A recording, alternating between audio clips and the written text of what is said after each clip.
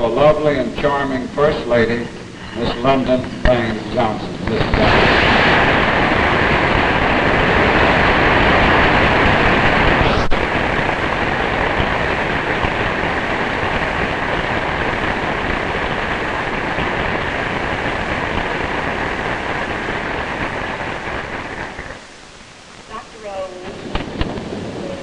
Friends, coming home is always a nostalgic experience. And Alabama is second home to me. But my nostalgia is mixed with pride today as we gather at this great university. Back in the summer of 1931, I was enrolled here for 6 short weeks. And over the years, this campus has lived in my mind as the perfect setting for a college. It seemed to come right out of a novel with all the romance and beauty that implies.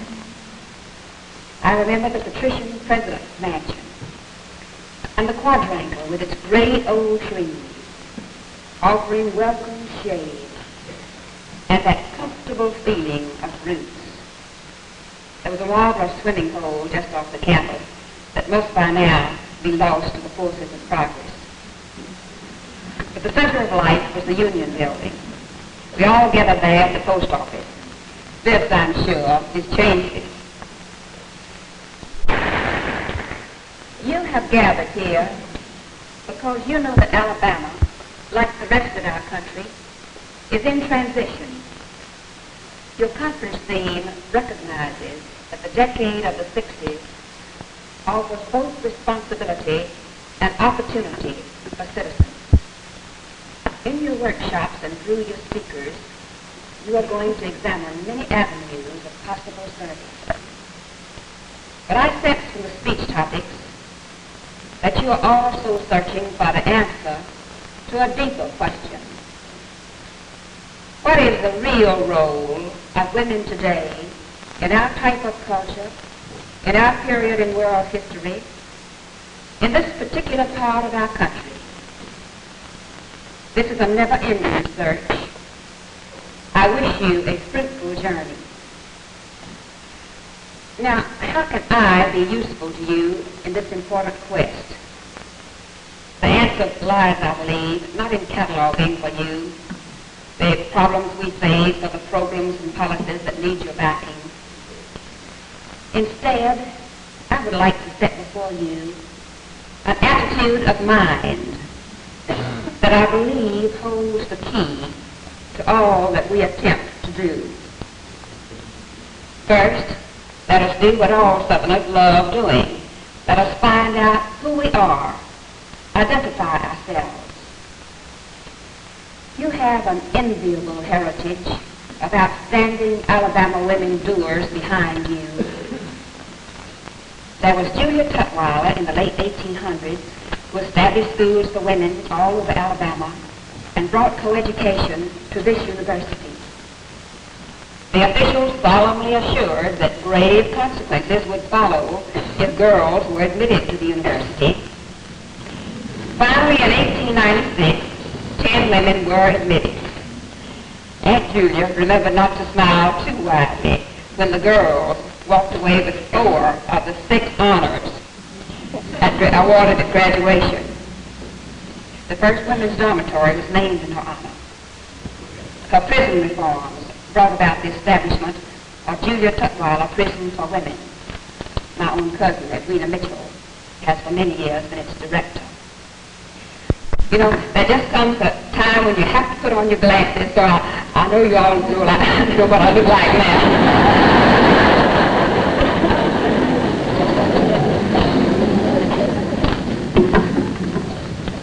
One of the most wasted of our natural resources today is the idleness of the educated woman. Some of us never survive the battle fatigue of launching a family. Others become accustomed to being homebodies and find the old rut too comfortable or too deep to climb out. Or we may simply lose our self-confidence about the worth of our talents. I am speaking particularly to students who have before you the wonderful prospect of raising families, but who also desire to keep current with the world, and to those of you who are facing a new freedom for the first time in your married lives, now that your children have flown the coop. I'm also speaking to those of you who are active career women already, but who seek new dimensions of activity outside your professional duties. I have made a discovery in my life that I'm sure many of you have made for yourselves. What's this? Be aware of your hidden strength. You have the capacity to change the face of your community, to elevate the level of life around you.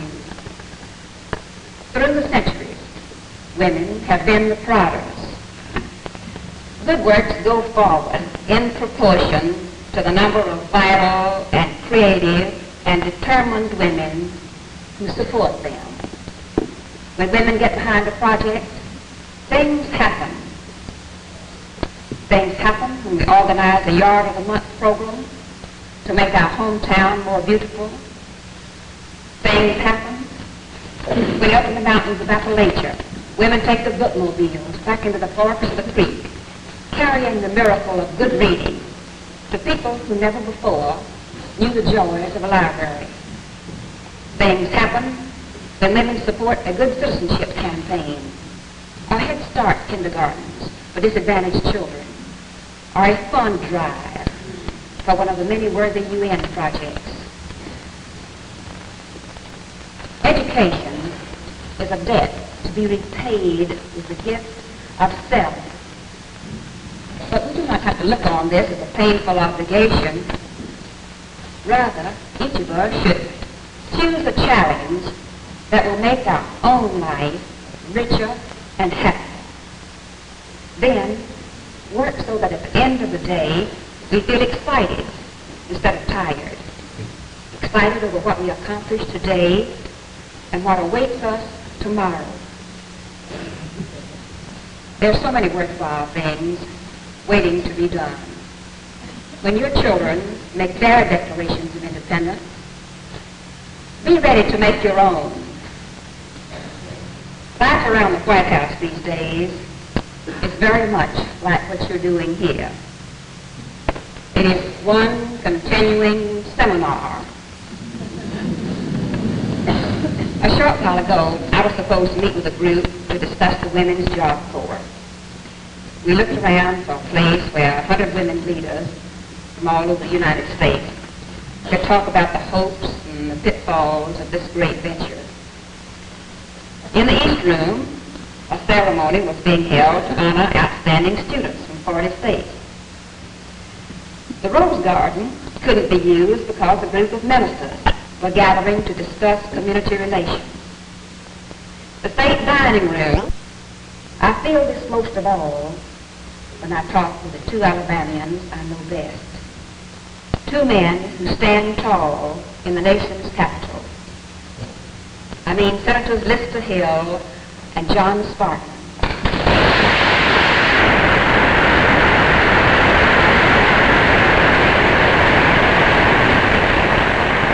What could be more important than education and health?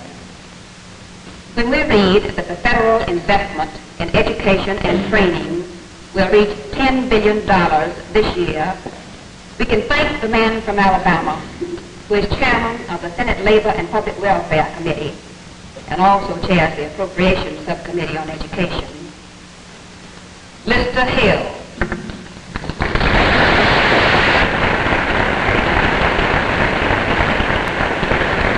No group knows better than this one the contributions which Senator Hill and the congressman from this district, Armistead Selden, have made to higher education.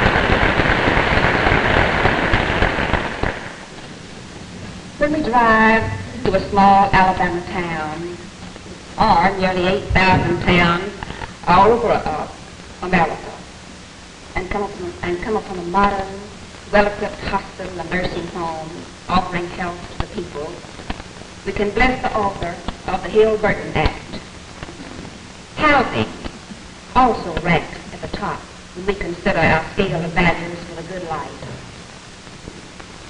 I wonder how many farmers who own their own homes realize what they owe to that son of a tenant farmer, John Sparkman.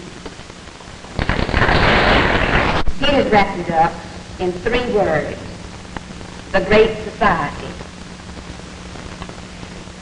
In describing the Great Society, the President said in Ann Arbor, "The challenge of the next half-century is whether we have the wisdom to use our wealth to enrich and elevate our national."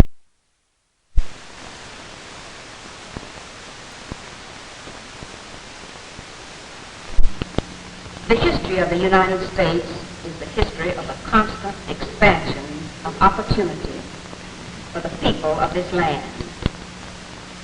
This is, indeed, the major theme of the Great Society. The essence of the Great Society is that it cannot be a spectator society. It is a society of participation, full-hearted participation by individuals, acting as individuals, and local communities, acting as local communities. People will shape the Great Society in 1,000 different towns and in 1,000 different ways. The Great Society is a Head Start center I visited in Newark, New Jersey. It is especially the youthful volunteer I met, who gives 6 hours each day taking children out of dull-eyed slums and sending them home bright-eyed with new horizons. The Great Society is the group of energetic and far-sighted clubwomen of East Moline, Illinois, who raise money to replace trees destroyed by street widening. One day, there will be a majestic arch of shade for their grandchildren to enjoy. I do not mean merely physical suffering, but the sharpest pain, that of the spirit. The greatest need of each human spirit is to walk with head high in a tonic air of self-respect. To treat everyone as your fellow citizen is not always an easy thing to do. Some prefer non-involvement, even with our neighbors. Custom and prejudice deter us from reaching out and offering the hand of partnership in the American experience. Yet the spirit of the second half of the 20th century demands this partnership. There, and it is solid. The promise of equality, first made in our Constitution, is ours to keep. And so, the Great Society is a society which finds in its technological brilliance a challenge to its human backwardness. It uses its material affluence as a base for achieving its non-material dreams. You women leaders of Alabama are in the vanguard of this movement.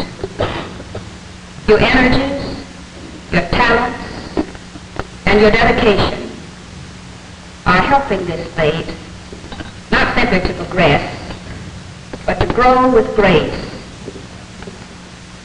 When I look at you, I know that Alabama can lead the roll call, not just in alphabetical order, but in all the achievements that make a society great. It has been a moving experience for me to be with you today. Let me extend to you my own and the President's best wishes in your endeavors. A year from now, may each of you be able to look around you and find that life in your community is a little more kindly, a little richer, a little more expressive of the whole human spirit. because you, as an individual, cared. And because you, as an individual, tried. Thank you for giving me the opportunity to be with you today. And good luck in all the things that you will discuss and share and talk about in this coming conference.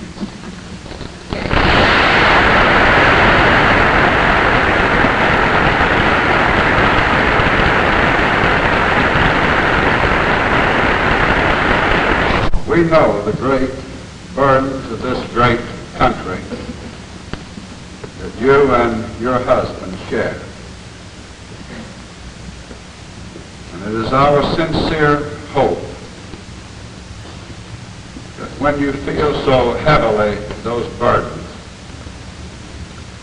you will remember that there are thousands of people in this state and millions of people in our nation who are expressing their most fervent and sincere prayers, not only expressing gratitude, but praying that you will continue to give us the great leadership that you are giving us at this hour.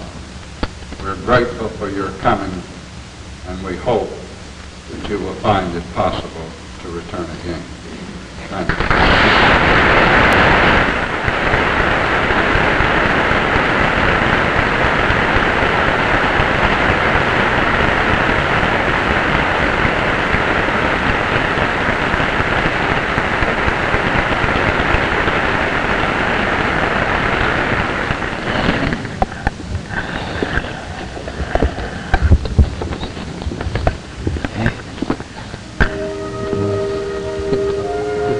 Feet are like that French over. I don't know.